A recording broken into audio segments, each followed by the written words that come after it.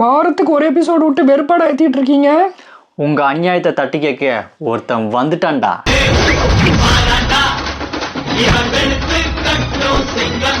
இன்ஸ்டாகிராமை திறந்தாலே ஃபுல்லா AI video தான், அப்கிரேட் வருஷனா போய்கிட்டே இருக்கு. ஆமா, எல்லா மேட்சையும் போட்டுட்டு இருக்காங்க. கோஜா வர்சஸ் சுகுணாலாம் அசால்ட்டா எடிட் பண்ணி போட்டுட்டு இருக்காங்க ஏஐல. அதாவது அனிமேஷன் லைவ் ஆக்ஷனே ஒரிஜினலாக கொண்டு வந்துட்டானுங்க.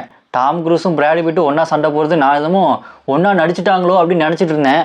அப்புறம் தான் தெரியுது அது ஏஐன்னு. அது மட்டும் இல்லை, எந்த கேரக்டரை வச்சு பண்ணணும்னாலும் ஈஸியாக பண்ணுறாங்க இந்த ஏஐயில். போகிற போக்க பார்த்தா ஏஐலே ஒரு படத்தை எடுத்து ரிலீஸ் பண்ணிடுவாங்க போல இருக்கு.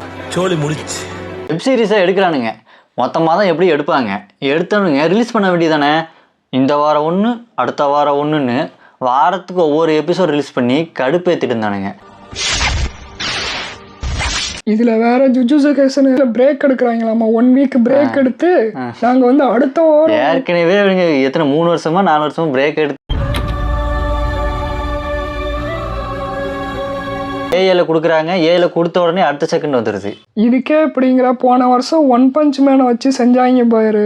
நண்பர்களே வேற ஒன்றும் இல்லை, என்னாச்சுன்னா ஒரு இப்போ இந்த ஏஐ வந்தனால இஷ்டத்துக்கு யார் கூட வேணாலும் ஃபைட் வச்சுக்கலாம், யார் கூட வேணாலும் அந்த காம்பினேஷன் வச்சு சண்டை வைக்கிற மாதிரி செம்மையாக அந்த ஏஐ எல்லாம் ஒரிஜினல் மாதிரியே இருக்குது. எது ஏஐ எது இதுன்னே தெரியல. யார் வேணாலும் ஒரு கம்ப்யூட்டரில் 4 லெட்டர் தட்டுனா ஒரு படமே வந்துடும், ஒரு பிரச்சனையும் கிடையாது. என்னங்க என்னால நம்பவே முடியல, நிஜமாவே ஒரு பிச்சைக்கார நேரில் நிக்கிற மாதிரி இருக்குங்க. இதுக்கப்புறம் பார்த்தா எல்லாருமே வந்துட்டு அவன் டைரக்ட் பண்ணி அவன் படத்தை எடுத்து அவன் உட்காந்து பாப்பானுங்க போல இருக்குது.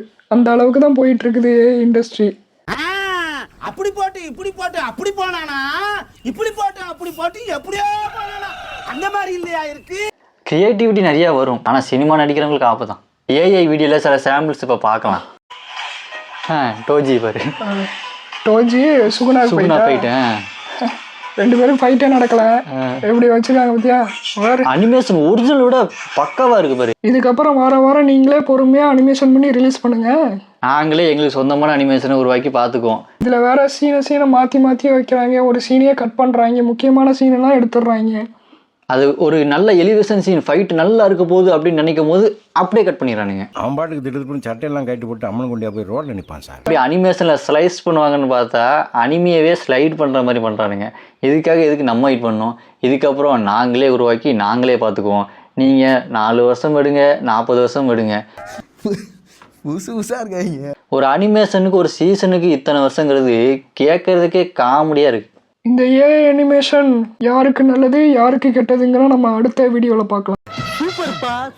சூப்பர்னு சொல்றோம். இதனால என்னென்ன பாதிப்பு வரும், என்னென்ன நல்லது நடக்கும், அதையும் நம்ம அடுத்த வீடியோவில் முக்கியமாக பேசலாம். நீங்கள் மறக்காம நம்ம அனிமி ஃப்ரீக் சேனலை சப்ஸ்கிரைப் பண்ணி வச்சுருங்க. தொடர்ந்து இந்த மாதிரியான கான்வர்சேஷனை நம்ம வச்சுக்கிட்டே இருக்கலாம்.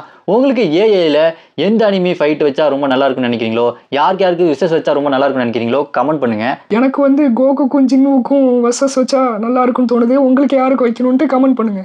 இந்த சிறுபாலகனிடம் எவ்வளவு நகைச்சுவை திறன் இருக்கிறது பார்த்தீங்களா?